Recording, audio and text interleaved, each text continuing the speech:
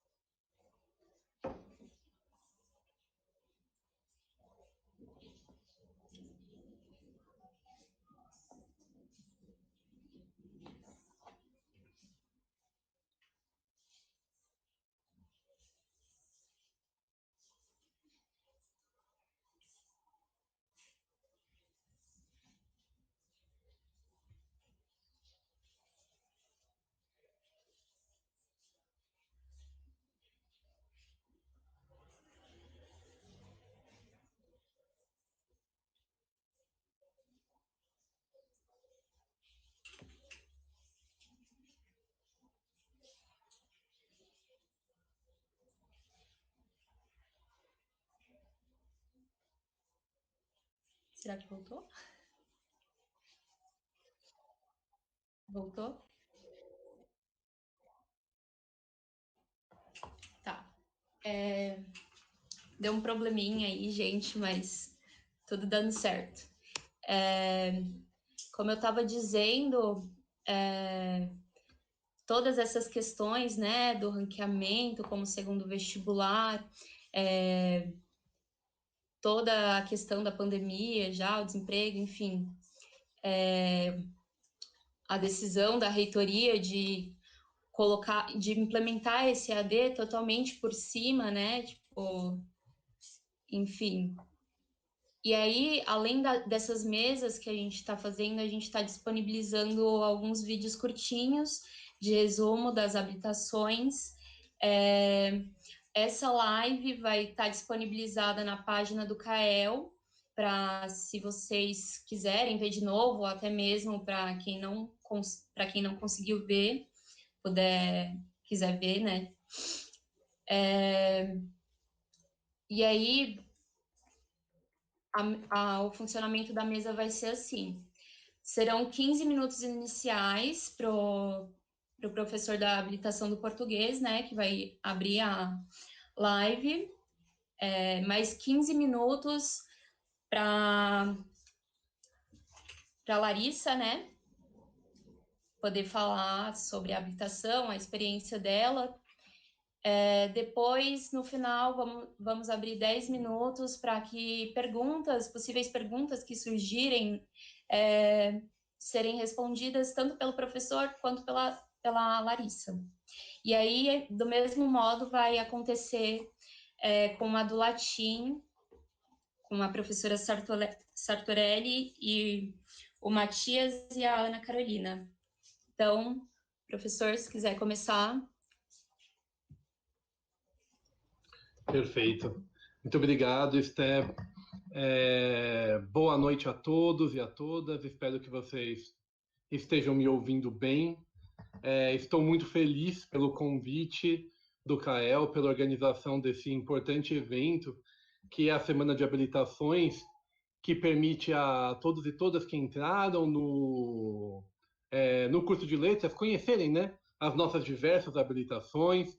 O curso de letras da USP é o curso de letras do país com o maior número de habilitações possíveis, né, dentre todos os cursos de letras do país. Então, é uma grande alegria que vocês possam estar aqui para conhecer, né? No meu caso, eu sou o professor Paulo II, eu sou da habilitação do português, né? E meu objetivo aqui é conversar um pouquinho com vocês sobre essa habilitação, que é a habilitação, na verdade, que todos podem cursar, né? Então, na verdade, essa é a vantagem do português.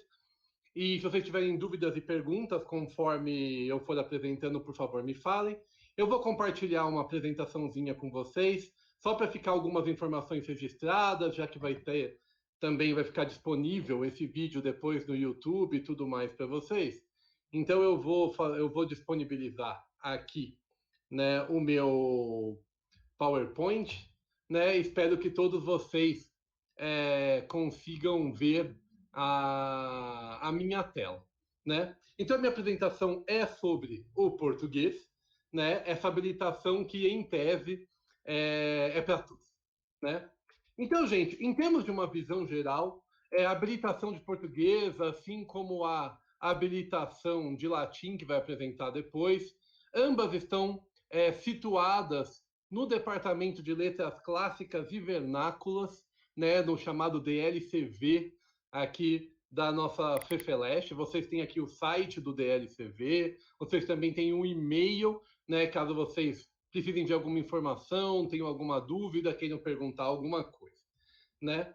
Como eu já disse antes, o português é a habilitação que é oferecida e garantida a qualquer estudante de letras, né? Então, se você não quiser cursar o português, na verdade, você tem que fazer uma opção por declinar da habilitação, ainda que eu não aconselhe, né? E vou defender isso veementemente aqui na minha fala. E tem alguns motivos, gente, alguns motivos práticos, alguns motivos acadêmicos e outros motivos que são do ponto de vista do mercado, né? Por que eu não aconselho, né? Primeiro, do ponto de vista mais prático, é porque quem declina do português acaba perdendo aí a prioridade nas seleções das disciplinas ligadas à habilitação do português no sistema Júpiter. E, gente, é sério, não é fácil, vamos dizer, se formar sem cursar algumas disciplinas do português, né? Como das literaturas, né? As matérias da linguística do português e tudo mais, né?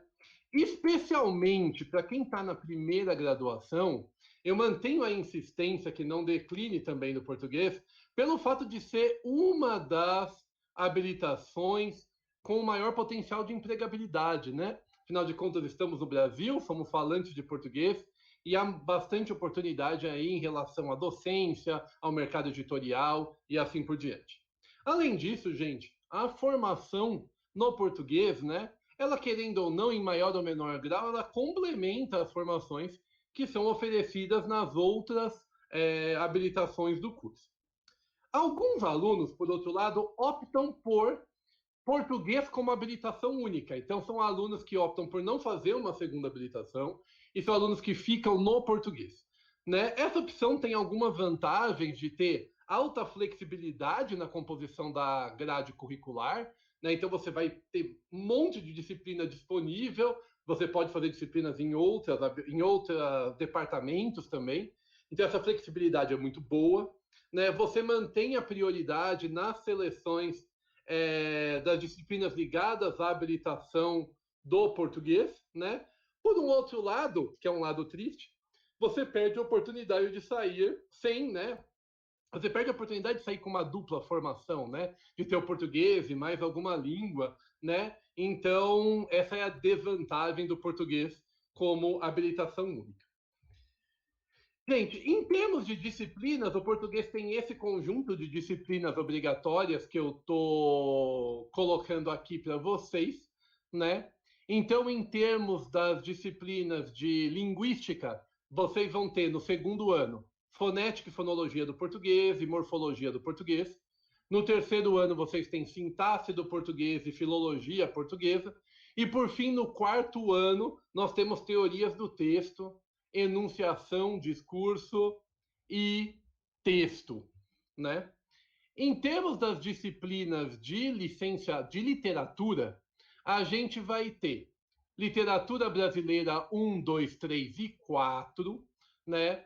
E a literatura brasileira 1 e 2 se voltam ao modernismo, a literatura brasileira 3 ao romantismo, a literatura brasileira 4 ao realismo e ao simbolismo.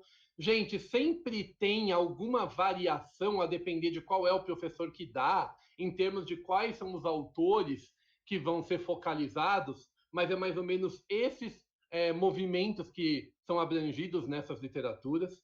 Vocês também têm literatura portuguesa 1, 2, 3 e 4, com a literatura portuguesa 1 abrangendo trovadorismo e barroco, a 2, neoclassicismo e romantismo, a 3, realismo e simbolismo, e a quarta também o modernismo, literatura também contemporânea portuguesa, né? E, por fim, nós temos no segundo ano as duas disciplinas introdutórias do latim, Introdução ao Latim 1 e Introdução ao Latim 2, né? Que são também disciplinas obrigatórias do português. Em termos das chamadas disciplinas eletivas, que são as disciplinas que elas não são obrigatórias, mas todo aluno precisa cursar uma certa quantidade dessas disciplinas eletivas, vocês podem escolher dentro desse grupo, mas precisa cursar um conjunto dessas disciplinas. Gente, tem disciplinas no grego, tem disciplinas no latim, né? Mas as ligadas ao português, nós temos esse conjunto maravilhoso de disciplinas de literatura. Estudos comparados de literaturas de língua portuguesa 1 e 2. Nós temos as incríveis literaturas africanas de língua portuguesa 1, 2, 3 e 4, abrangendo aí países distintos, prosa, poesia. São disciplinas muito importantes, né, na nossa graduação, e uma pena que ainda não sejam disciplinas obrigatórias. Literatura infantil e juvenil também, né, linguagens do imaginário 1 e 2. Embora não sejam do DLCV, o nosso departamento de português, eu não poderia deixar de destacar também as importantes disciplinas do Departamento de Teoria Literária e Literatura Comparada, né? Disciplinas ótimas de correntes críticas 1 e 2, Teoria Literária 1 e 2, Literatura Comparada 1 e 2, e ainda que eu sugira que sejam disciplinas cursadas a partir do terceiro ano, dada a sua maior complexidade, ok? Além de tudo, gente, no âmbito do português existem várias oportunidades de bolsas para os alunos, né? Primeiro, a questão da própria iniciação científica é uma área com muitas possibilidades de pesquisa na graduação, seja na linguística do português, na literatura brasileira, na literatura portuguesa, nos estudos comparados, nas literaturas africanas e na literatura infantil e juvenil. Recentemente, nós conseguimos na USP uma parceria CAPES-USP e mais as redes públicas de ensino municipal e estadual, num programa chamado PIBID, né, que é um programa de duração de 1 ano e meio. Esse ano nós começamos o nosso primeiro PIBID, Programa de Iniciação à Docência, em que os alunos e as alunas têm a oportunidade de trabalhar dentro das escolas. Atualmente está tudo online, né? Participar do ensino remoto, né? E está trabalhando na escola, junto com os professores de português na escola, com aquelas turmas, num processo de desenvolver projetos na escola, né? Tem sido uma experiência muito interessante para os alunos que têm participado desse programa. Além disso, gente, nós temos, é bom vocês já saberem no primeiro ano, o programa de estímulo ao ensino de graduação, o chamado PEG, alguns chamam de PEG, né? Que é a oferta de bolsas para monitoria em disciplinas de graduação, ou seja, você termina uma disciplina de graduação, você pode atuar como monitor, né? E a prioridade são para as disciplinas obrigatórias, né? E também tem a ver com a quantidade de alunos, né? Então a chance de conseguir no português também é muito alta, né? As vagas são abertas semestralmente, fora os distintos projetos de extensão que vocês encontram no âmbito da língua portuguesa, né? E aí eu peço para todos vocês ficarem atentos aos editais do Programa Unificado de Bolsas, o PUB, da USP, que são lançados no meio do ano. Vocês vão ver que tem muitas oportunidades de bolsas, de pesquisa, trabalho com extensão e assim por diante. Ou seja, gente, com todas essas oportunidades e com tudo isso que eu falei com vocês, com essas disciplinas, né? O que eu quero dizer é que as outras habilitações é que lutem, né? Conforme mostra o nosso meme aí, né? E sobre o mercado de trabalho, né? Como que é o mercado de trabalho para a habilitação do português? Bem, gente, o maior campo de trabalho é a docência no ensino fundamental e no ensino médio, que é o português como língua materna, né? Então, esse é o nosso maior campo de trabalho para o formando em letras. O segundo espaço é da docência como português como língua estrangeira. Isso tem tido um espaço cada vez maior, né, dentro do nosso país. O ensino de português como segunda língua tem tido um espaço muito bom, né? Então, aproveitem essas oportunidades. Nós temos uma professora aqui na nossa área, a professora Rosane Amado, que desenvolve projetos muito interessantes com português língua estrangeira para refugiados, né? A gente também tem um espaço no mercado editorial para preparação e revisão de texto. Então, preparação de texto é aquela primeira revisão em que o revisor é, ao mesmo tempo, alguém que incide mais diretamente no texto, né? Sejam textos acadêmicos ou literários, né? A revisão já é algo mais técnico e pontual. Há espaço no jornalismo, há espaço na publicidade cada vez maior para o profissional de letras, e também há espaço no secretariado executivo, né? E aqui ajuda uma segunda habilitação, né? Gente, isso são alguns espaços de trabalho para o profissional de letras na habilitação de português, ok? Quando você agrega aí uma segunda habilitação, isso também se amplia, né, para tradução, dublagem, legendagem, né, dentre outros processos, né? Por fim, um recado importante para todos vocês. No próximo semestre, por conta do ranqueamento, vocês não escolhem os docentes com quem vocês irão cursar as disciplinas. Então, no terceiro semestre, ok? Vocês vão passar pelo ranqueamento no próximo semestre, vocês não escolherão os docentes das disciplinas, ok? Isso tanto do português quanto da outra habilitação, certo? Então, feito o ranqueamento, a seção de alunos insere vocês nas turmas. Mas a partir do quarto semestre, ou seja, segundo semestre do ano que vem, a partir daí, vocês escolhem os professores das disciplinas normalmente, uma vez que no português tem sempre vários professores dando a mesma disciplina. A minha sugestão é sempre consultar os veteranos, sempre entrar nos lattes dos professores. Vários professores até disponibilizam os programas antes, para vocês saberem as especificidades teóricas, no caso da linguística, os autores e autoras com quem os professores trabalham na literatura. Gente, era isso que eu queria conversar com vocês. Eu quero agradecer muito pela atenção e eu estou aberto aqui a perguntas e, como eu disse no começo, não declinem do português, né? Sejam bem-vindos aí a essa habilitação do português disponível para todos e todas. Gente, muito obrigado pela atenção. Obrigada, professor. Agora vamos com a veterana Larissa. Vamos lá? Oi, tudo bem? Eu sou a Larissa, eu estou me formando agora e eu escolhi ter como habilitação só o português.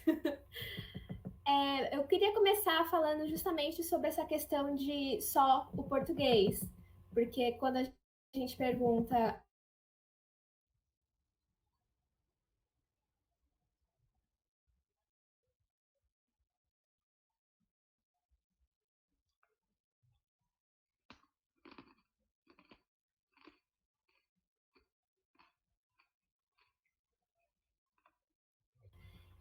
pela minha experiência, ter feito só o português foi a melhor coisa que eu podia ter escolhido.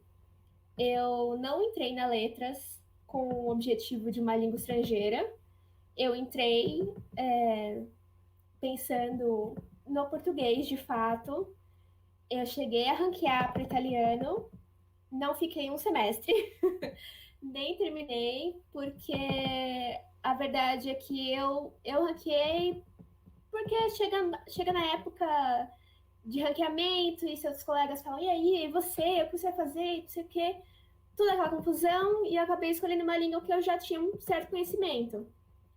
Mas a verdade é que, se você gosta de uma língua estrangeira, eu acredito ser muito mais compensador você estudar essa língua à parte e estudar dentro da faculdade aquilo que você deseja aprender assim mais profundamente do que além só um conhecimento da língua. Então, em português, o que eu gosto muito dessa habilitação são as nossas eletivas. Sim, fazer só uma habilitação, seja ela português ou se você escolher só uma língua estrangeira, vai te dar um certo problema em questão de créditos, porque você vai precisar de muitos créditos a cumprir do que pessoas com dupla habilitação. Porém, a sua grade fica muito mais maleável e por causa disso eu tive a oportunidade de fazer as eletivas de teoria literária comparadas, as eletivas de literaturas africanas, que eu gosto muito, literatura portuguesa e brasileira 5 e 6. E eu cheguei a fazer também língua latina 1, mas só 1, porque é muito difícil. E eu cheguei a fazer também as línguas tupi-guarani com o professor Eduardo Navarro.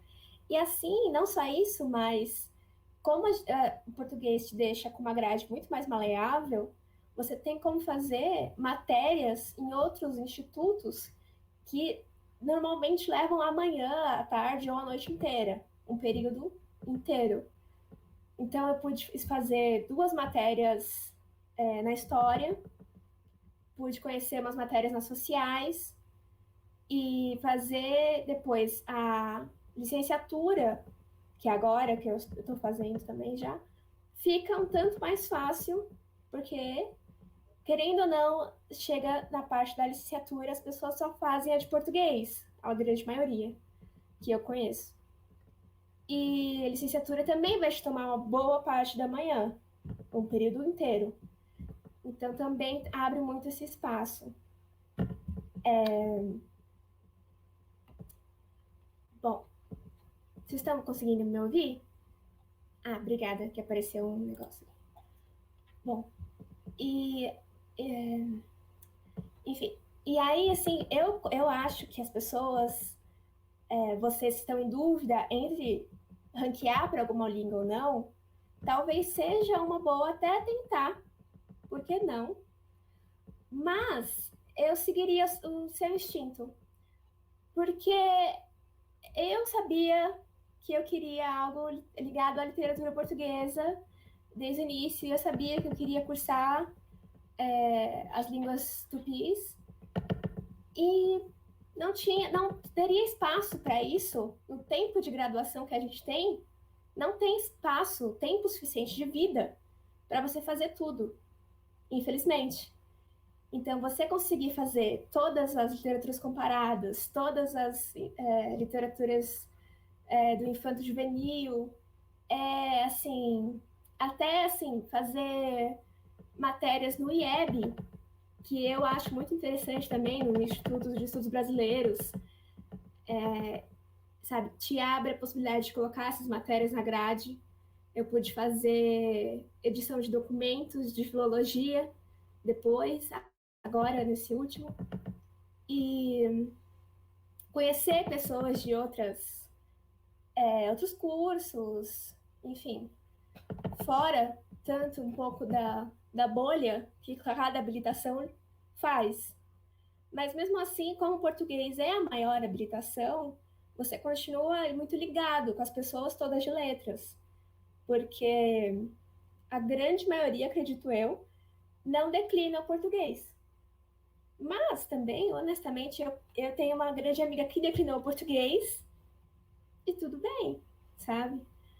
Eu acho que se é o que você quer estudar, sabe? Às vezes nem tanto pelo mercado, que isso é outro ponto que eu queria falar também, a minha experiência no mercado. Eu trabalhei com mídias sociais e eu trabalhei como professora. Mas como professora, eu não tive a oportunidade ainda de ser professora de português. Eu tive a oportunidade de ser professora de inglês. Inglês não é a minha habilitação, nunca foi.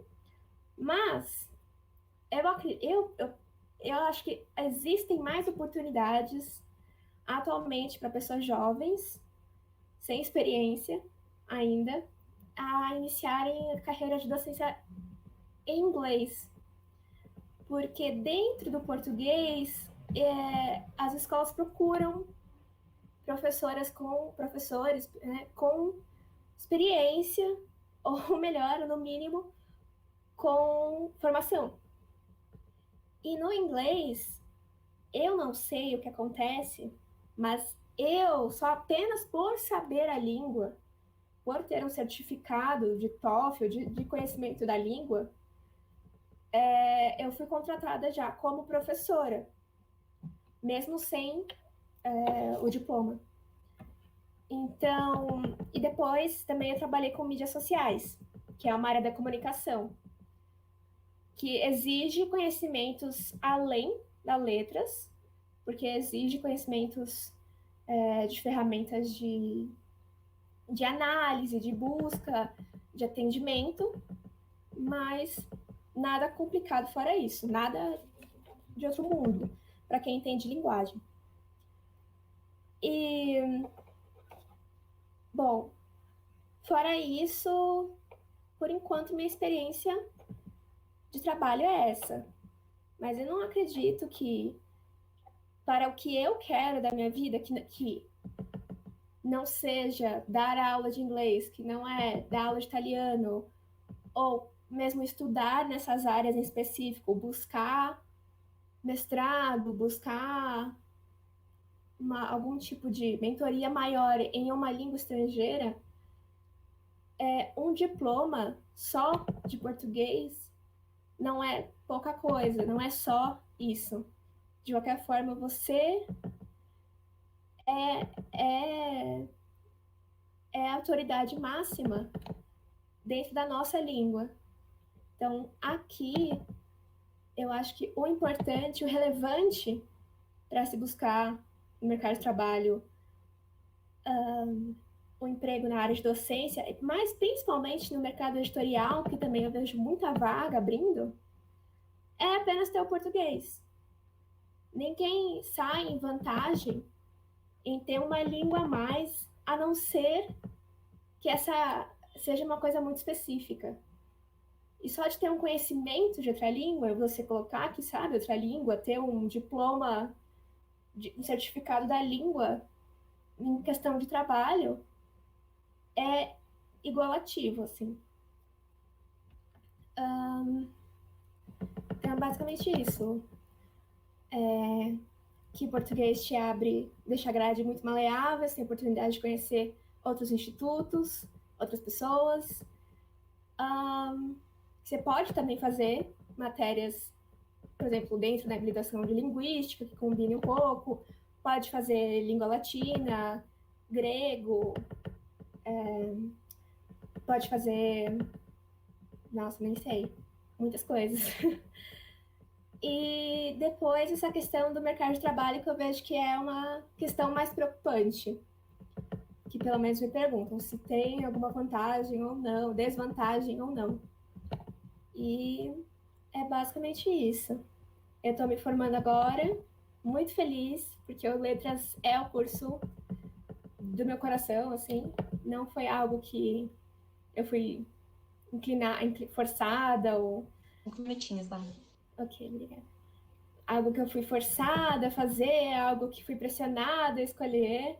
Acho que muito pelo contrário. Mas, enfim, eu gosto muito. Recomendo a todos que adorem também, não só a nossa língua, mas possibilidades de estudar a linguagem e possibilidades de aprender sobre... Nossa, sobre tantas coisas que eu aprendi nesses últimos muitos anos de USP.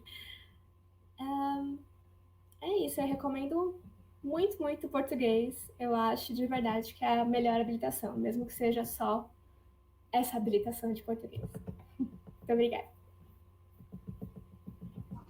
Obrigada a você, Larissa. Agora a gente vai abrir, eu vou ler umas perguntas que surgiram aqui. Antes eu vou dar um aviso. Teve uma aluna, uma veterana, a Luísa, que teve a gente teve um probleminha técnico, então ela vai gravar tudo que ela tinha preparado e a gente vai disponibilizar para vocês poderem ver também. A primeira pergunta da Maria Isabel: quando serão as inscrições para o ranqueamento? A Yasmin Sato pergunta: quem já fez o bacharelado em português e reingressou através do vestibular não consegue fazer a licenciatura em português segundo a SA. Como fazer nesse caso? É possível se matricular novamente na habilitação do português, concluir a licenciatura e então declinar do bacharelado em português? O Paulo Delgado pergunta: créditos de eleitiva. Que cada matéria tem uma quantidade de créditos diferentes, mas gostaria de saber quanto às eletivas. Aproximadamente, temos que cursar para cumprir a quantidade de crédito necessária. Porque quando a gente vê a quantidade de créditos que temos que cumprir, a gente se assusta demais. Parece impossível de cumprir.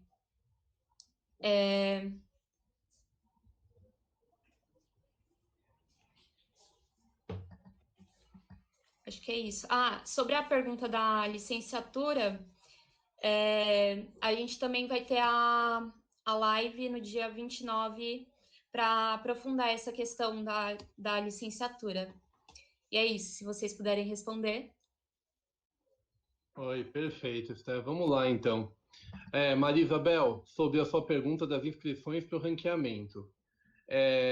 Eu não sei exatamente, eu não tenho exatamente a data do ranqueamento, ok? Talvez no último dia a professora Vanessa, que é da comissão de graduação, né, ela possa dar informações mais precisas sobre isso, mas em geral isso é feito ainda antes do final das aulas, né? Então, antes do final do segundo semestre, geralmente vocês fazem as opções. Acredito que será similar também este ano, mas a professora Vanessa, no último dia, vai com certeza poder dar informações precisas. Quanto à sua pergunta, Maria Isabel, que você ingressou também, reingressou pelo vestibular, eu digo que todos esses casos que são casos de exceção, você pode entrar em contato com a comissão de graduação, né? Escrever um documento, uma carta justificando a situação, porque nesses casos eles analisam caso a caso a situação do aluno e podem conseguir chegar com você numa solução mais efetiva para essa situação, né? Então, nesse caso, o que eu aconselho é você entrar em contato com a comissão de graduação. A presidente da comissão de graduação é a professora Mona, né? Temos uma funcionária lá, que é a funcionária Marieta, né? Elas vão poder te instruir a respeito disso e se há algum caminho para você conseguir fazer essa licenciatura depois do reingresso para o vestibular. Quanto à questão dos créditos, isso sempre varia um pouco, gente, do qual é a habilitação que você está fazendo.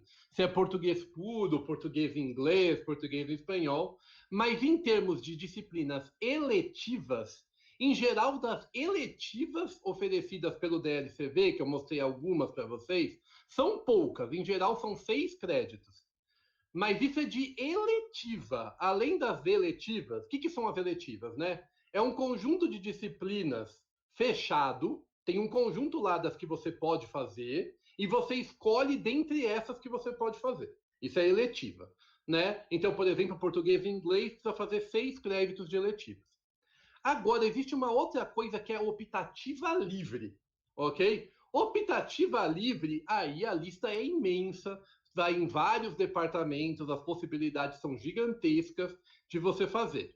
Aí varia muito de habilitação para habilitação. Então, só para dar um exemplo, se você faz português puro, você precisa de 84 créditos de optativas livres, né? Mas se você faz português e inglês, você precisa de 24, ou seja, uma quantidade bem menor, justamente porque você já teria feito as obrigatórias da outra habilitação, por exemplo, inglês, então isso reduz a quantidade de créditos.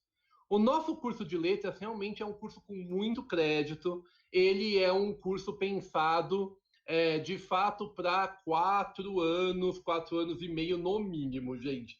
Então, em geral, as pessoas se formam em 5 anos ou mais, né? Se incluir licenciatura principalmente.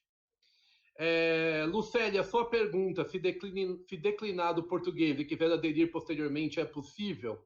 Pelo que eu saiba, mas eu não aconselho esse tipo de atitude, porque você perde a prioridade na seleção das disciplinas do Júpiter, né? Eu sugiro manter o português, e se chegar ao final do curso você decidir, não quero português mesmo, não quero trabalhar com isso, etc., é melhor declinar ao fim, porque aí tudo que você já fez no português e teve prioridade é aproveitado como optativa. Gente, isso também vale para as habilitações que vocês cursam. Você fez habilitação de espanhol, não sei. Chegou no final, você não quer mais o espanhol e você declinar, as disciplinas do espanhol são aproveitadas como disciplinas optativas, né? Quanto a você, Paulo, se há sobreposições entre obrigatórias nas habilitações, depende da habilitação. Algumas habilitações sim, outras habilitações não. Aí tem que olhar cada habilitação especificamente para você ver o grau de sobreposição. Em geral, quando tem, é muito baixa, ok? Daí que, em tese, fazer a dupla habilitação, vamos dizer, entre aspas, facilita na hora da contagem dos créditos, porque você tem obrigatórias dos dois lados, ok? Acho que eram essas as perguntas, Esté. Surgiram mais 2 perguntas aqui, eu vou ler. Posso comentar sobre a pergunta da Yasmin, sobre os créditos? Claro. Sim. Porque, assim, português tem muito... É uma quantidade muito grande de créditos. Realmente, você tem que cumprir 84 créditos livres. Não, assim, eu tô me formando, tô no 6º ano. E acho que da minha turma geral, de colegas, que a gente fez, assim, de quase 15 pessoas, só 2 pessoas se formaram. São pessoas que uma não fez apenas uma habilitação em língua estrangeira sem a licenciatura e outra pessoa não também fez a licenciatura. Porque a licenciatura, vocês têm que pensar que, olha, vai adicionar no mínimo 1 ano e meio. No mínimo. Mas acredito que 2 anos adiciona ao seu tempo. Então, é normal. Agora, cumprir os 84 créditos faz você ser um pouco criativo também. Que nem eu falei, eu fiz matérias na história, eu fiz matérias no IEB. Isso é bom, porque você vai buscar matérias em outros lugares e você tem essa possibilidade, porque sua grade é bem maleável. Mas sim, fazer 84 créditos é complicado. Agora, por exemplo, se você pegar literatura brasileira 5 e 6, acredito que são matérias que tem uma quantidade grande de créditos, acredito que são 5 créditos e cada uma dá. Então, a maioria das matérias te dão 3 créditos, mas as matérias eletivas, você normalmente consegue pegar mais créditos. E eletivas se transformam em optativas, o que eu acho muito, muito importante de lembrar. Porque não significa que se você fizer os 6 créditos de eletivas, você não pode mais. As eletivas você pode fazer várias, que elas vão se transformar nessa sua contagem de créditos livres.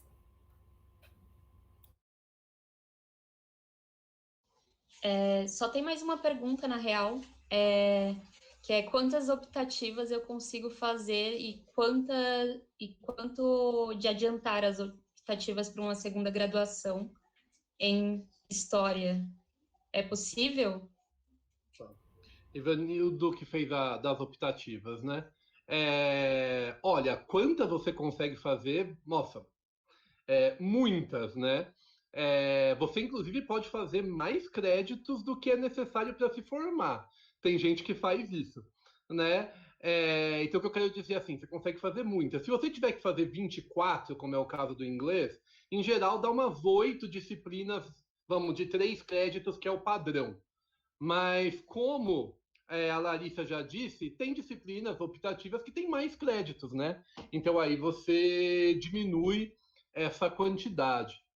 Quanto à pergunta da Yasmin, quando você já tem uma formação na USP, né, e você já tem uma graduação e depois você vai para outra graduação, você sempre pode pedir aproveitamento, sim, dos créditos de disciplinas que você fez para o seu outro curso, né? Então você consegue pedir e aí depende da comissão de graduação dos cursos decidir quantos créditos você vai poder aproveitar. Então, sobre esse negócio de aproveitamento de créditos para uma segunda graduação, fica muito complicado, porque, na verdade, você não pode cursar, se você tem 24 optativas livres, você não pode cursar as 24 optativas livres em outra faculdade. Você não pode fazer... Não é. Exatamente, você não pode fazer todas as matérias na história. Você não pode, você tem o máximo de 8 créditos aproveitáveis para dentro do seu curso. E assim, as matérias de história, elas normalmente dão de 4 a 6 créditos. Então, assim, provavelmente, no máximo, você consegue fazer 2, que é o que você vai conseguir aproveitar dentro do seu curso de letras. Você pode fazer mais? Você pode.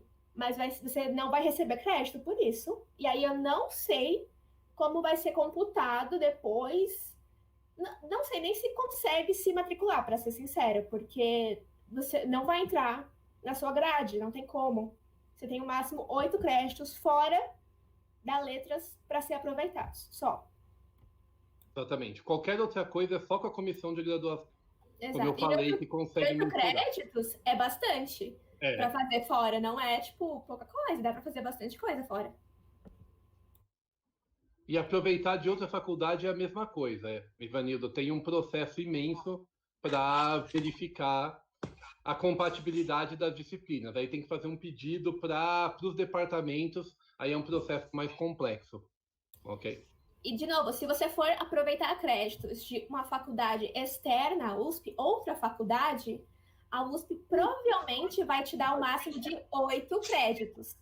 Então, assim, 8 créditos dentro de, no português, que são 84, olha, é um número, mas eu acho que é muito mais proveitoso, muito mais gostoso fazer as matérias eletivas do português e depois, se quiser se envolver com outra graduação, ir atrás disso. É isso, gente. Muito obrigada ao professor Paulo II. Muito obrigada também à Larissa. Agora a gente vai começar com a mesa do latim, com a professora Sartorelli e os alunos Ana Carolina e o Matias. Olá, boa noite. Está audível? Boa noite, sim. Eu sou a Elaine, do Departamento de Letras Clássicas e Vernáculas, do Programa de Pós-Graduação em Letras Clássicas, e vim tentar, defender diante de vocês a ideia de cursar a habilitação em latim. Essa língua que foi a língua veicular da cultura e da ciência durante séculos, milênios, na verdade. Professora, desculpa, Oi? Pode ligar a câmera para a gente poder te ver? Eu estou sem? Agora tá sem. Gente, o que aconteceu?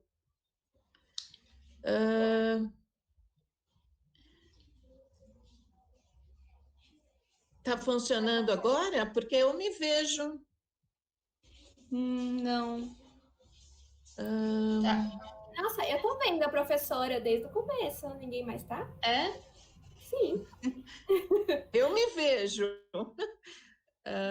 Como está no geral? Agora tá certo. Tudo bem, então? Tudo Qualquer bem. coisa me avisem, né?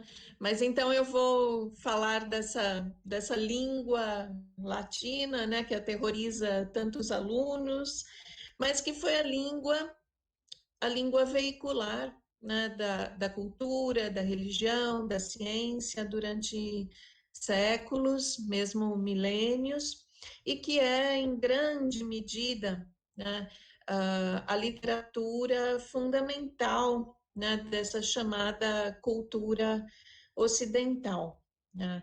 Eu disse foi, mas na verdade é ainda, né, porque o português, como, né, as outras línguas neolatinas, né, são derivadas diretamente do latim, e nesse sentido todos nós estamos agora, neste momento, falando um latim que se transformou no decorrer do tempo. Mesmo o inglês, né, que tem outra estrutura gramatical, tem cerca de 2/3 do seu léxico recebido, né, derivado do latim, e assim, de certa forma, né, em alguma medida, a língua franca, né, a língua internacional do mundo continua, né, sendo o latim. Né? Por exemplo, quando usamos palavras vindas do inglês, né, como deletar, computador, áudio, vídeo, etc., estamos, na verdade, né, recorrendo a palavras latinas que ingressaram no português por intermédio do inglês. Nós as aprendemos, né, como palavras inglesas, mas elas são palavras latinas. Né?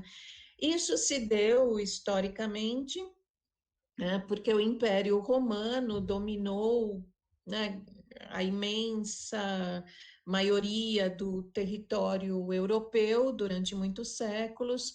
o norte da África, parte da Ásia, e depois a Igreja, né, católica ocupou esses espaços, né, e espalhou os seus representantes por todo o mundo, né, tendo novamente o latim como língua internacional. Então, o latim foi a língua da ciência, da cultura, da religião, da burocracia, das leis, do comércio, durante milênios, né, em todo o mundo escrito ocidental, é claro, estamos sempre falando, né, desse recorte, né? Bom, essa língua, né, romana antiga, que nós, na verdade, estudamos hoje na USP, ela não é mais falada, né, ela como falada se transformou e perdeu as suas características, mas aquela que nós estudamos na USP é a língua do Império Romano, né, a língua reconstituída quanto à pronúncia e conservada nos textos literários, então ela não é mais uma língua de conversação, pelo menos no recorte que nós usamos na universidade, mas permanece como idioma literário, né? E isso é um problema para os alunos, né? Porque muito daquilo que o aluno sente como dificuldade vem do fato de que nós nos apoiamos inteiramente em textos literários, né? Ou seja, textos artísticos pensados, né, para declamação, para expressar questões poéticas, por exemplo, né? E, por outro lado, né, se vocês gostarem disso, né, o fato de o curso ser mais voltado para a tradução, para a gramática, também livra, né, o aluno da pressão, né, da comunicação imediata, né, e rápida. Tá? Mas então nós estamos, né, nossa área de latim ensina o chamado latim restaurado ou reconstituído, né, partindo de um método chamado Reading Latin, que foi traduzido e publicado no Brasil com o nome de Aprendendo Latim. Nós partimos do princípio de que o aluno não tem nenhuma informação prévia, então a primeira aula de latim ensina o primeiro rudimento do latim, a pronúncia da primeira palavra, ensina o sujeito, né? Cobrimos também grandemente esse vácuo que o brasileiro tem, né, com relação à análise sintática. O nosso curso acaba provendo, né, esses ensinamentos necessários, né, porque o latim é uma língua declinada, então, em grande medida, nós temos de nos familiarizar com a função que a palavra ocupa na oração para sermos capazes de expressar qualquer coisa, né? Então, nós partimos desse princípio, que o aluno não tem nenhuma informação prévia.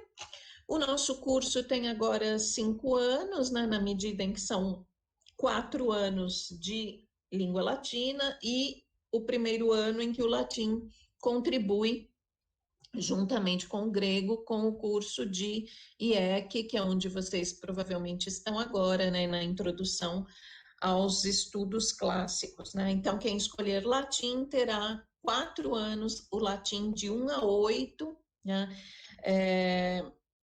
a partir do ano que vem, né? Quanto à língua, né, nós percorremos todo o caminho da sintaxe, das construções mais simples até aquelas mais sofisticadas, né? Na literatura, nós temos todos os temas apresentados no IEC em semestres, né? Em cada semestre nós oferecemos 3 literaturas e todos os temas estudados no IEC são dados por todo um semestre. Há um semestre de épica, de elegia, de lírica, de historiografia, de oratória, todos aqueles temas que nós vimos de forma introdutória e panorâmica no IEC são depois vistos, né, em cursos inteiros dedicados a cada um desses assuntos, né? Temos especialistas, né, em cada um desses temas, com traduções publicadas, com publicações importantes que são usadas como bibliografia em todas as universidades brasileiras. Nós somos 13 professores, todos com pós-doc em universidades estrangeiras. As nossas publicações, as informações acerca dos nossos currículos, vocês podem encontrar no Lattes ou entrar em contato com cada um de nós, né? Também temos um muito atuante programa de pós-graduação em letras clássicas, né? Com 2 linhas de pesquisa, poética e retórica, mas temos uma terceira em análise e em construção, que é a recepção dos clássicos, e este tema particularmente é muito interessante e envolve como os clássicos antigos foram lidos e interpretados no decorrer dos séculos, inclusive hoje em dia, por exemplo, no cinema, nos videogames, enfim, como os temas da antiguidade são recuperados e, como hoje se diz, ressignificados, e reinterpretados, por nós hoje. Oi? 5 minutos. Opa, tá, correndinho aqui. Bom, esse programa nosso, de pós-graduação em letras clássicas abriga vários grupos de pesquisa certificados pelo CNPq, que estudam diferentes gêneros literários da antiguidade. Temos também uma muito atuante área de extracurriculares, de cultura e extensão. Oferecemos vários cursos semestralmente. Este ano, infelizmente, com todos estes problemas, talvez a programação não tenha podido se manter, mas informem-se que habitualmente é assim, né? Temos um programa de bolsas também, de iniciação científica, de mestrado, de doutorado. Temos um programa chamado Minimus, na verdade, é masculino, né? O programa Minimus, que leva o estudo do latim a crianças de escolas de periferia em São Paulo, e há um grupo de alunos nossos, que participam deste programa, quando possível com bolsa, com monitoria. Então também é algo de que vocês podem participar se interessarem, né? Gostaria de informar, para concluir, que todas as nossas literaturas são oferecidas como disciplinas enfim, optativas para aqueles que não são do latim, né? Mas que para ingresso na pós-graduação a pessoa obrigatoriamente faz uma prova de proficiência em língua e, portanto, ter feito esse percurso acadêmico da língua latina interessante para aqueles que pretendem seguir uma carreira acadêmica, né? Sempre haverá lugar e algo a fazer numa disciplina que, enfim, é essa que contempla, a durabilidade, a eternidade dos estudos. Então, eu espero que vocês se interessem, que o IEC tenha servido para despertar vocês para esses assuntos maravilhosos, esses autores extraordinários, e, enfim, que vocês entrem em contato conosco para tirar alguma dúvida, e permaneçam conosco no ano que vem, né, e por muitos anos mais aí pela frente. Agradeço demais o convite para falar, agradeço a vocês por toda a atenção, pelo dia inteiro terem, né, me guiado e ajudado aqui com as questões técnicas, e fico à disposição de todos vocês. Agradeço aos colegas também, muito bom estar com vocês aqui. Obrigada, boa noite, obrigada. Obrigada a você, professora. Agora 15 minutos para os alunos Arthur e Ana Carolina. Desculpa, Arthur. Matias e Ana Carolina. Aí vocês podem começar a falar na ordem que quiserem. Oi, pessoal. Tá todo mundo me ouvindo? Sim? Ah, legal. Eu peço desculpas se tiver alguma oscilação no sinal, mas, bom, a chuva não tá ajudando hoje. A professora Elaine deu uma exposição extremamente completa, então acredito que talvez não tenha ficado muitas dúvidas, mas, bom, vamos lá. Eu vou seguir o conselho do Quintiliano e eu não vou dividir em muitas partes o tema que eu pretendo falar. Então, primeiro, quanto à estrutura do curso, mais uma vez a professora Elaine falou, acho que basicamente tudo. Eu só gostaria de ressaltar algumas informações. Primeiro, as matérias do latim, tanto de língua quanto de literatura, elas são abertas como optativas. Isso significa que, por exemplo, diferente de matérias das letras modernas, qualquer pessoa de qualquer habilitação da letras pode pegar essas matérias. Outra informação importante é de que as matérias de literatura, elas são todas dadas em português. Então, mais uma facilidade aí para quem quer pegar alguma dessas matérias como optativa. Com relação à língua, eu reforço mais uma vez o que a Elaine falou, e infelizmente isso acaba sendo algo que desestimula, talvez, os calouros no primeiro momento. A gente não fala latim nas aulas, então, assim, a gente Desculpe interromper, por enquanto. Temos planos. Ah, que ótimo, bom saber. Mas, enfim, por enquanto, assim, o latim se resume basicamente à tradução e ao estudo de gramática normativa. Então, a gente não conversa em latim, pelo menos nesse primeiro momento. As aulas se resumem basicamente à leitura e à tradução de textos. Então, tá aí um aspecto bem importante de ser dito. Opa, acho que eu saí, mas acho que eu voltei. Tá tudo certo? Ótimo. Bom, a segunda parte do que eu queria falar diz respeito à minha experiência, que acho que talvez seja interessante. Eu não entrei na letras querendo latim, eu entrei na letras querendo fazer habilitação em francês.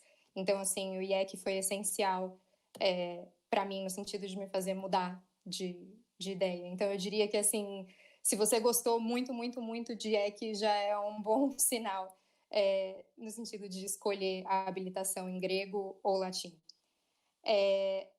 Uma segunda coisa que eu gostaria de dizer também com relação ao mercado de trabalho, é difícil dizer, assim, especificamente, você vai conseguir trabalhar com latim, a não ser que você siga uma carreira acadêmica. Acredito que isso seja já de conhecimento geral, mas é bom ressaltar. Porém, eu diria que, assim, a partir da minha experiência dando aula de português, os alunos que se formam em letras clássicas, e aí eu digo tanto o latim quanto o grego, eles se formam com conhecimento de gramática que eu arrisco dizer que talvez outras habilitações não tenham. A gente sai com conhecimento de gramática normativa muito grande e isso é um diferencial enorme para as aulas de português de gramática.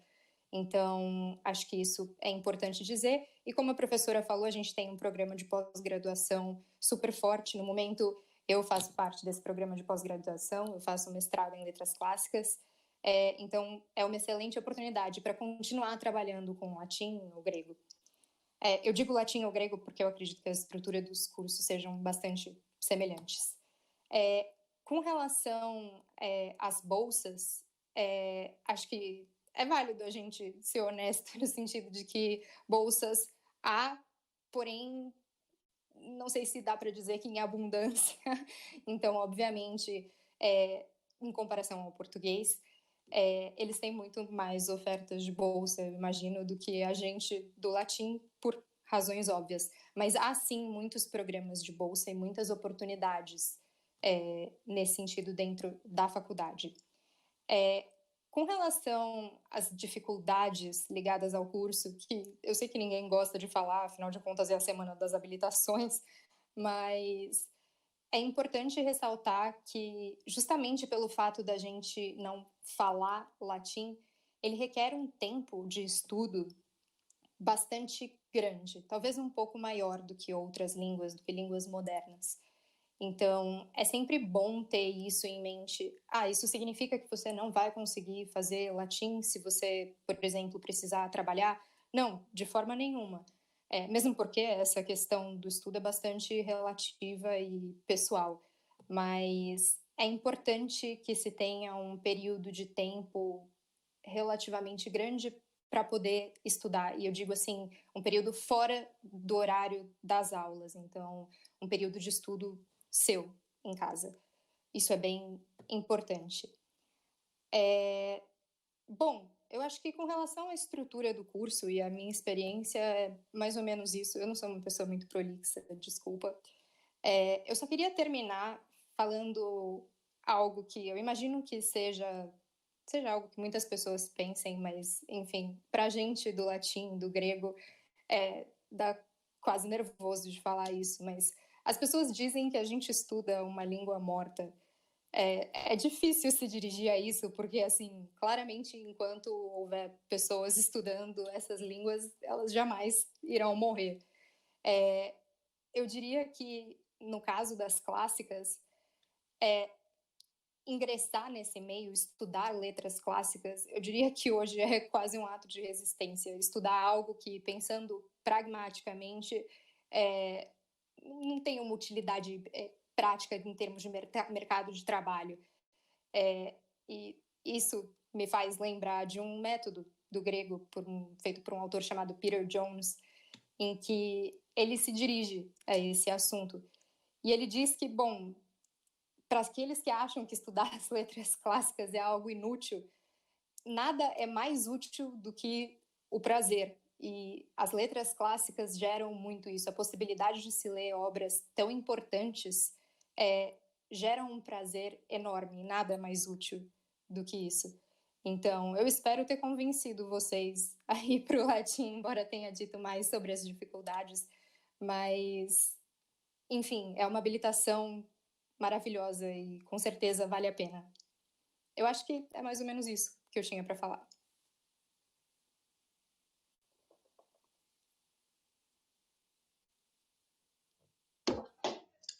Boa noite a todos. Vocês me ouvem bem? Certo, então eu agradeço primeiramente ao Kael pela terceira oportunidade, né? Minha terceira vez que eu apresento a Semana das Habilitações, conhecendo aí a galera do primeiro ano aí para o latim. Eu vou desligar aqui eu vou projetar alguns slides. Só um instante.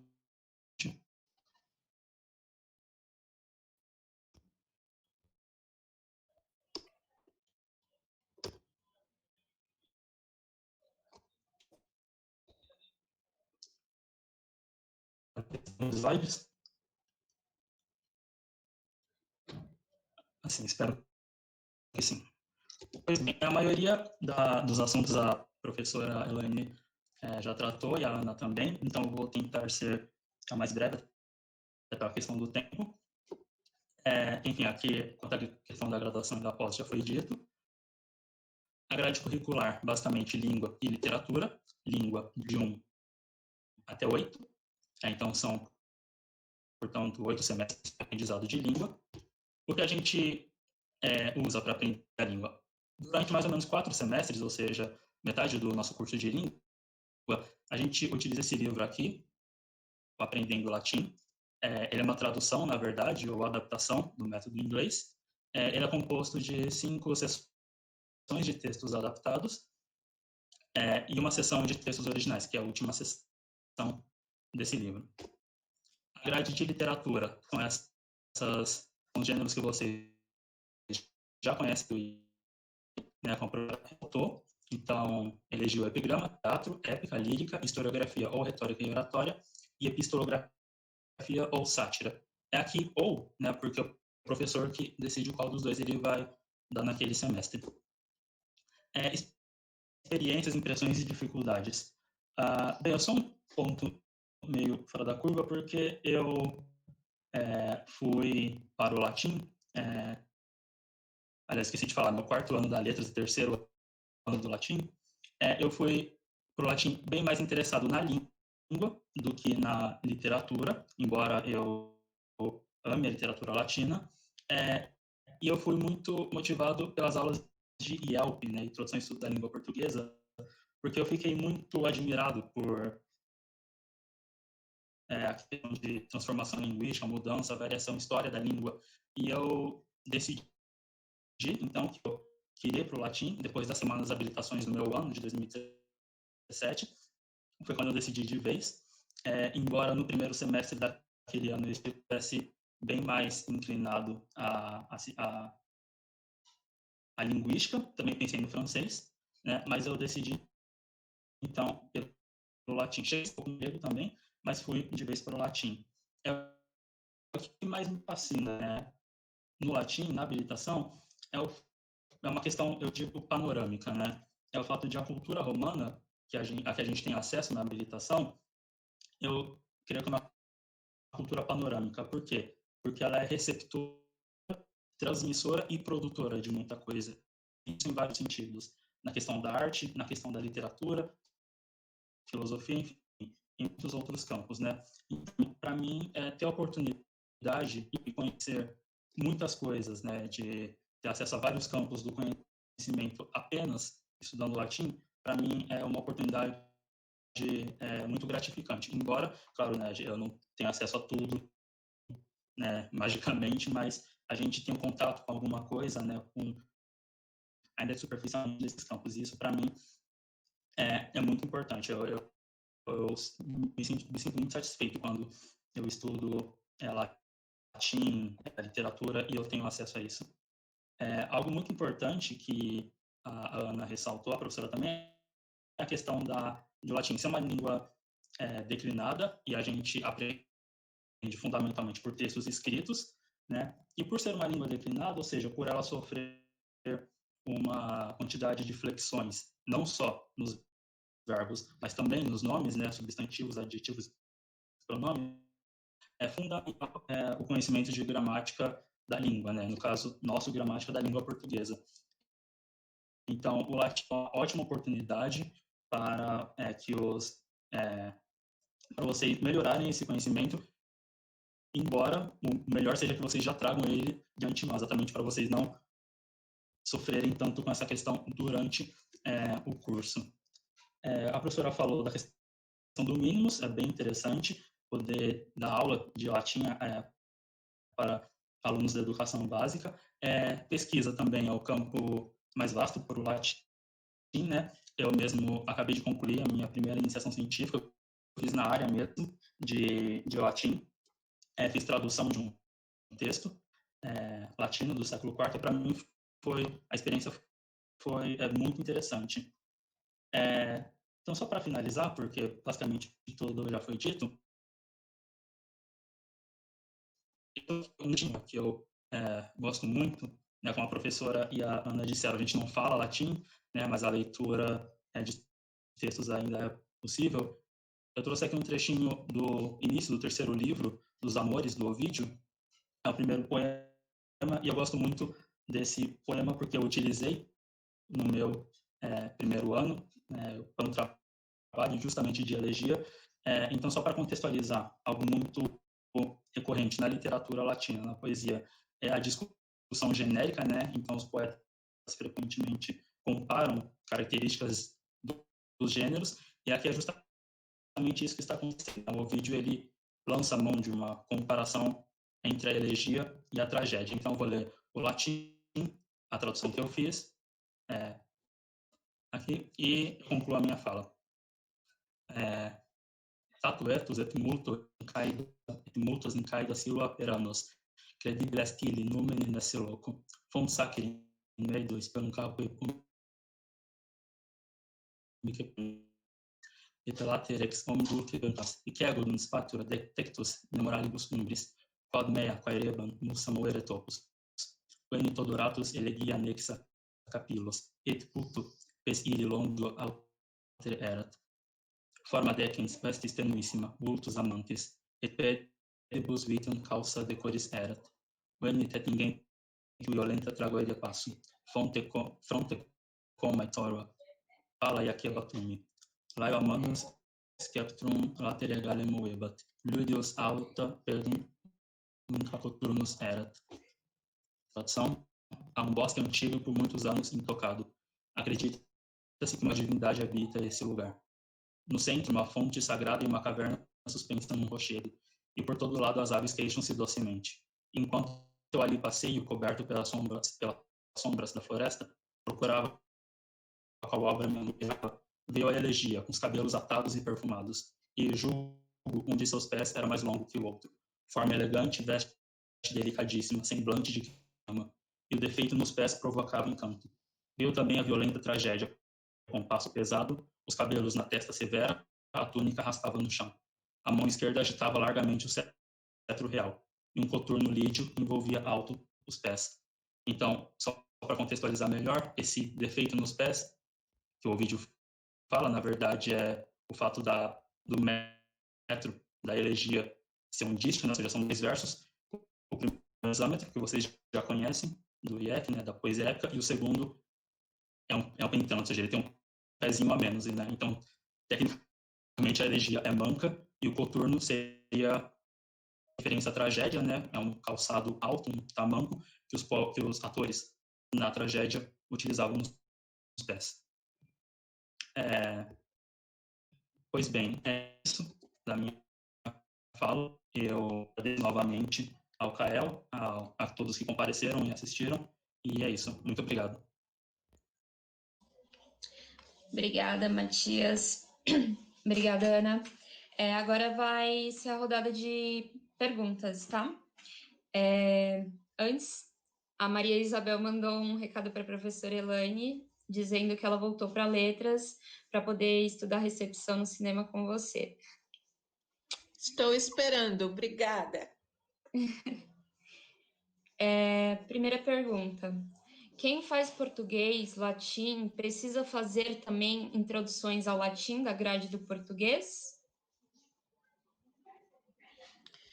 Não sei se o português saberia responder isso. Do ponto de vista do latim, quem opta pelo latim faz o latim 1 e 2.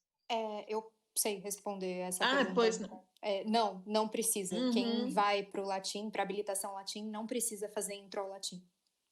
Faz latim 1 e 2 no primeiro ano de língua latina. E depois segue até o 8, né, seguindo o método e as traduções. Sim. Eu posso aproveitar só para fazer uma observação. Tem muita gente que acaba não optando pela habilitação latim, mas enfim, uma outra habilitação, português e mais alguma, e pensa em substituir. Eu não sei se isso é possível, foi possível, ainda é possível, será possível.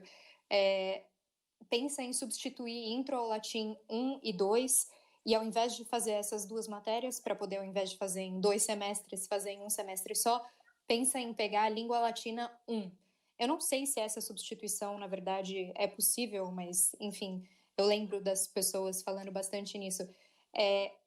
Assim, não equivale. Eu acho só importante dizer isso, assim, língua latina 1 é um pouco mais complexa do que intro ao latim 1 e 2. A começar pelo fato de que alguns professores nem sequer obrigam que os alunos decorem algumas informações.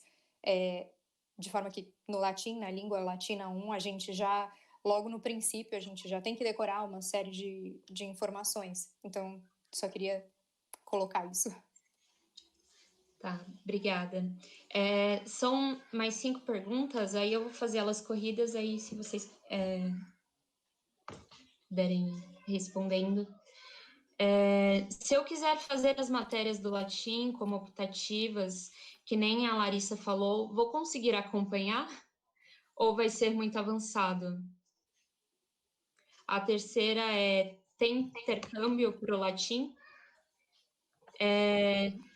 Quarta pergunta, latim só tem bacharel? E a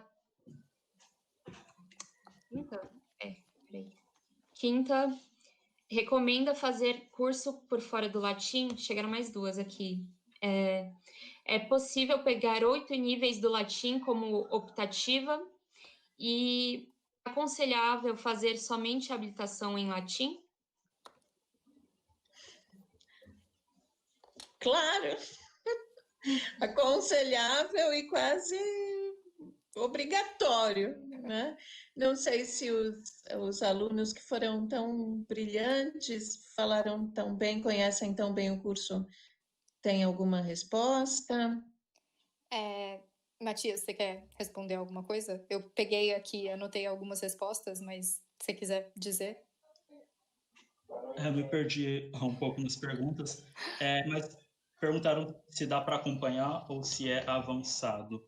A literatura dá para acompanhar tranquilamente, tanto é que a maioria dos alunos que fazem as aulas de literatura latina não são da habilitação, são de outras habilitações. A questão é que, às vezes, o professor traz o texto original, né? Então, mas ele tem ciência disso, então não chega a ser um impedimento. Então, literatura dá para acompanhar tranquilamente, como optativa. Língua é um pouco mais complicado, né? Eu acho que os 4 primeiros semestres, que são textos adaptados, talvez até seja possível, mas os demais que são textos originais é um pouco mais complicado. Perguntaram de intercâmbio. Bem, não dá para fazer um intercâmbio no Império Romano, né? Mas as universidades europeias, Estados Unidos, eles têm departamentos de clássicas, então é possível fazer intercâmbio para essas universidades. Perguntaram se dá para fazer só o bacharel. Dá. No caso da licenciatura, existe uma disciplina chamada Metodologia do Ensino de Latim, que eu, aliás, tenho que cumprir. Então, no caso da licenciatura, só tem essa disciplina especificamente para o latim. As demais são as normais da licenciatura. Caso você faça o português, tem Metodologia do Ensino de Língua Portuguesa. Agora, as demais perguntas eu não consegui anotar, se a Ana quiser responder, a professora, ou se a Esther puder fazer novamente. Eu gostaria de falar com respeito ao intercâmbio, que se há uma língua que leva você a qualquer lugar do mundo, é o latim.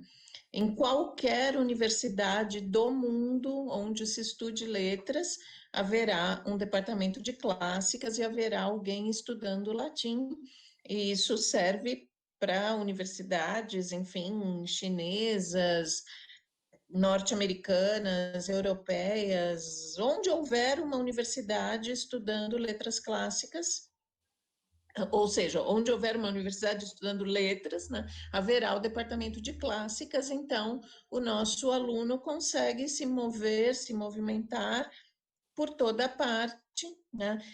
Em épocas mais felizes, né, as nossas bolsas tinham a reserva técnica que pressupunha viagens, mas mesmo agora elas ainda são possíveis, embora talvez neste momento se encontrem em número mais reduzido, mas o nosso aluno ainda consegue fazer bolsa sanduíche, consegue participar de congressos, ainda que em menor número, não neste ano por razões óbvias, né? Mas esperemos que as coisas também, né, de certa forma, se normalizem e isso possa voltar a acontecer tanto financeiramente quanto com relação às viagens físicas pela pandemia, né? Mas nós temos uma atuação bastante frequente em seminários, em conferências internacionais, temos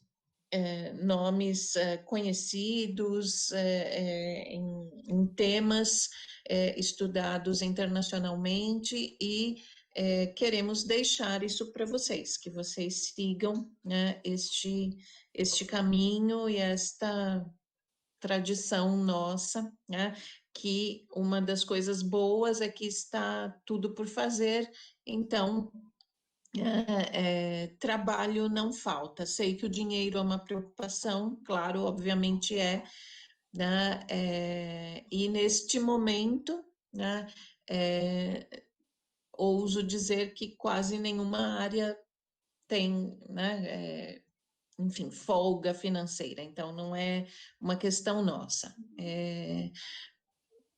Façamos, né, o que tem de ser feito de alguma forma, esperando, né, que as coisas se normalizem, também fazendo a nossa parte para isso. Né? Quanto ao latim falado, temos planos de colocar se não uma disciplina a princípio, mas um curso extracurricular nesse sentido como teste. Então, isso também está em desenvolvimento, né, e em breve haverá notícias. Eu acho que, assim, eu dei muita sorte porque os meus colegas me pouparam de admitir que eu me perdi no meio dessas perguntas, mas eu acredito que eles tenham respondido todas. Eu só gostaria de ressaltar a primeira pergunta com relação a pegar as matérias como optativas.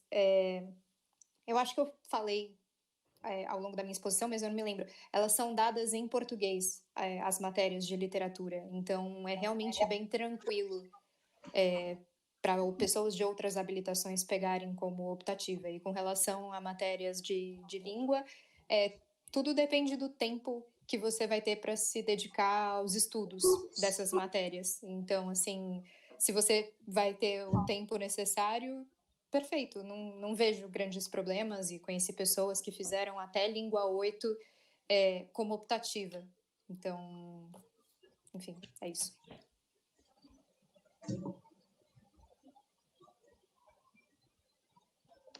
As únicas questões que faltaram, a Ana já respondeu, que é o lance da língua 8, né? Mas... Então, perguntaram também se recomenda fazer o curso por fora do latim. Ah, sim. Não. Eu respondo Nem sei se tem. Assim, eu não sei nem onde essa pessoa vai encontrar esse curso. Se ela encontrar, me passa esse contato, porque eu não conheço. Temos extracurriculares de latim e estamos em desenvolvimento, estamos desenvolvendo o curso de latim como língua falada, latim para conversação, que também será implantado assim que possível. Este ano, né, nos tirou aí do caminho em tantos sentidos, mas haverá esse curso extracurricular com certeza assim que possível. Ah, minto, eu sei sim onde tem a possibilidade de fazer curso. Eu acredito que o Centro de Línguas da USP ofereça o curso de latim. Porém, assim, eu não recomendo. A gente realmente começa no latim do básico, assim. Existe a dificuldade de que a gente já começa com textos clássicos e de grande importância e com um certo grau de dificuldade, assim. É meio difícil começar começar o latim como se começa outras línguas, como, por exemplo, o inglês, começando com números, cores e qual é o seu nome. Então, assim, é um pouco mais complicado nesse sentido, mas não existe nenhuma necessidade de fazer algum curso por fora. É perfeitamente possível acompanhar sem um curso.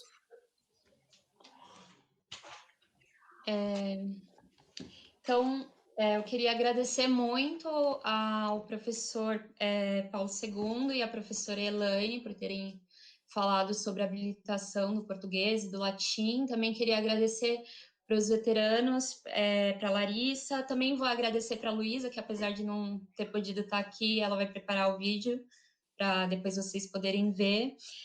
Para o Matias também, para a Ana. Como eu falei no comecinho de hoje, esse ano está sendo bastante mais complicado a escolha da habilitação, o processo de ranqueamento por conta da nota, da presença. da avaliação. Então, esse espaço é muito importante para a gente ter os professores, os veteranos, com esse cuidado de contar sobre as habilitações, mesmo que sendo virtual, com todas essas limitações que a gente não teria ao vivo, é importantíssimo. Eu quero agradecer em nome de toda a gestão post-latina do CAEL e de que qualquer dúvida que tenha restado sobre habilitação, procura a gente nas redes, que vai ser um prazer ajudar. E também vocês podem entrar em contato com o DLCV, né? No caso do português e do latim. Vamos nos ajudando aí nesse momento. E também vou chamar vocês para acompanharem os próximos dias das Semanas das Habilitações, no mesmo horário, às 18 horas. Muito obrigada, gente. Obrigada mesmo, obrigada a todos. Obrigada, boa noite. Obrigado, gente. Obrigada. Boa noite. Obrigada. Tchau, tchau. Obrigada. Boa noite. Boa noite.